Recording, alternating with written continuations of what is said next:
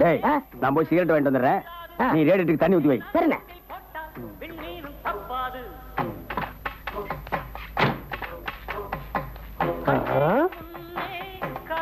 இந்த ஆளு எதுக்கு ரேடியோல தண்ணி ஊத்தி சொல்றா? சரி முதல்ல வெளியே சேர்ந்திருக்கோம்.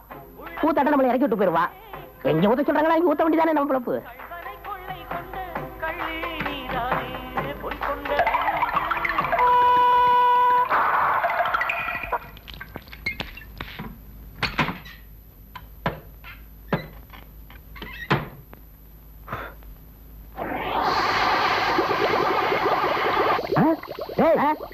என்னடா புகை வருது? ரேடியேட்டருக்கு தண்ணி ஊத்தி சொன்ன ஊத்துனியா? ஊத்திட்டேனே. எதுல?